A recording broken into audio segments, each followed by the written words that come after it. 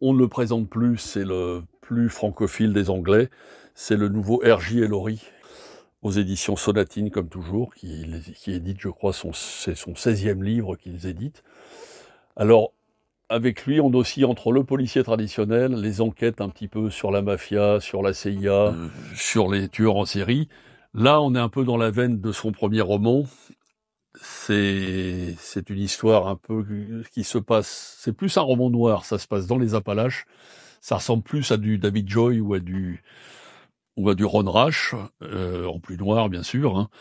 Et l'histoire de deux frères shérifs dont l'un va succomber à un assassinat, et c'est son frère avec qui il était fâché depuis 15 ans qui va reprendre l'enquête.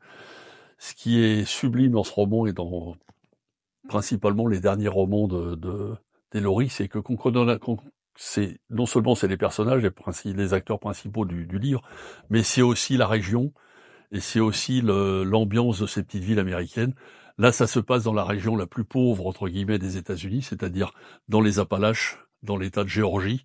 Donc c'est pas loin de la Caroline du Nord, la Caroline du Sud, dans cette Amérique profonde, remplie de paysans, de personnages un peu interlopes. Là, c'est l'histoire de deux shérifs. Ça se passe. Il explique vraiment comment ça se passe dans ces petites villes américaines où il y a le shérif qui est le personnage omniprésent, les barbecues le dimanche. Enfin, c'est vraiment une ambiance au genre cinématographique aux frères Cohen. Et on est emballé par cette espèce d'ambiance, cette espèce de noirceur, de lourdeur et de pays très beau, parce que c'est une région absolument magnifique, mais en même temps très rude à tous les sens propres. C'est la région la plus pauvre des États-Unis. C'est les gens les plus, entre guillemets, moins évolués, si on peut dire, du pays.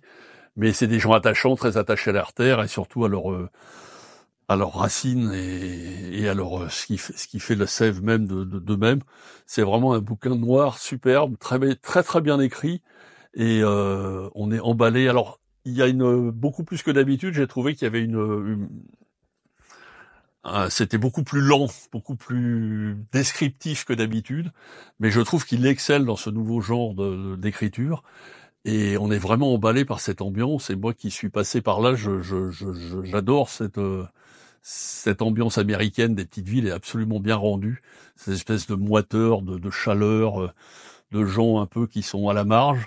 C'est vraiment un excellent roman avec une chute aussi inattendue.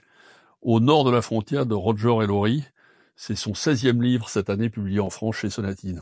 C'est vraiment devenu le plus français des Britanniques et il adore ce pays et on lui rend bien et il le mérite.